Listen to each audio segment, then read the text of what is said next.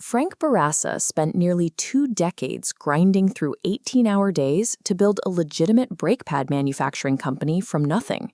He made good money, but the physical grind of 4 a.m. wake-up calls and missing years of holidays left him completely burnt out.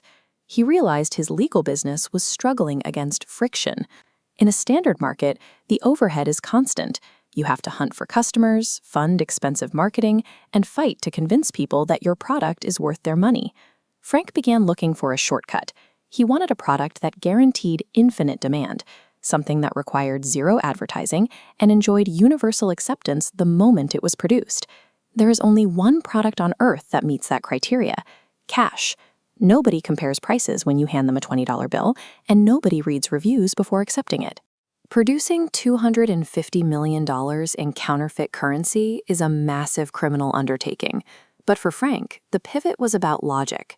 He wasn't looking for a crime, he was looking for a business model with zero friction. Most amateur counterfeiters fail because they print on standard wood pulp paper. These bills glow brightly under ultraviolet light and feel wrong to the touch, making them easy for even a distracted cashier to spot. Frank solved this by approaching the supply chain like a legitimate CEO. He used a shell company to pose as a private investment consortium that needed to manufacture secure corporate bearer bonds. He placed a custom order with a specialty manufacturer for a cotton-linen blend with no optical brighteners. He even insisted on embedding security threads that would react to UV light exactly like real currency. When the company asked about a watermark, Frank provided an image of his founder, a portrait of Andrew Jackson that would be nearly impossible to distinguish from the one found on a real 20. The next manufacturing hurdle was the texture. Genuine U.S. currency uses intaglio printing, where ink is raised off the paper, creating a distinct ridge. Frank spent months in R&D using trial and error to replicate this tactile sensation. He adjusted chemical formulas and burned every failure until he had a bill that could pass a counterfeit detection pen. He finally tested his prototype at a gas station at 2 a.m. The cashier held the bill to the light, rubbed it between her fingers, and then placed it in the register. Frank walked out with $19 in real change. By treating the Secret Service's security features as engineering problems rather than legal barriers, Frank successfully reverse-engineered the world's most protected financial product. Printing the money was only half the problem. If Frank tried to spend millions of dollars personally at retail stores, he would eventually create a geographic pattern that would lead police straight to his front door. He needed a wholesale distribution network.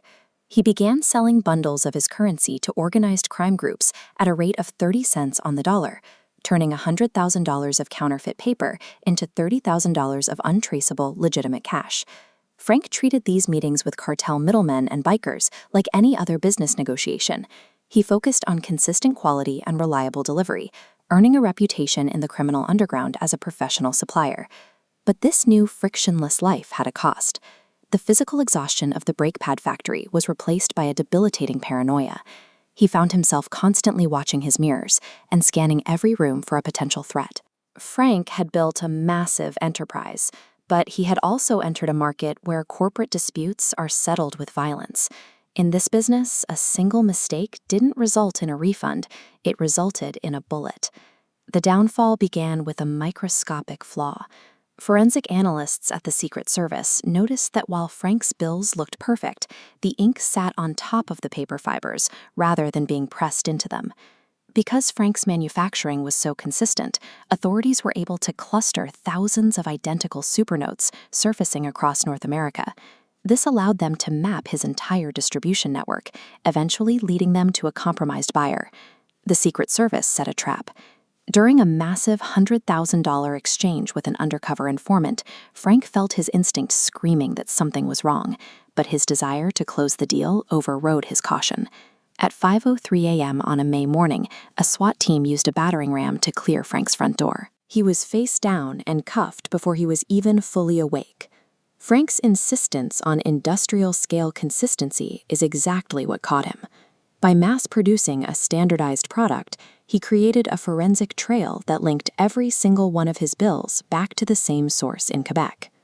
Following the raid, Frank faced extradition to the United States and a federal prison sentence of up to 60 years, effectively a life sentence for a man in his late 30s. but he approached his arrest with the same cold logic he used to build his company.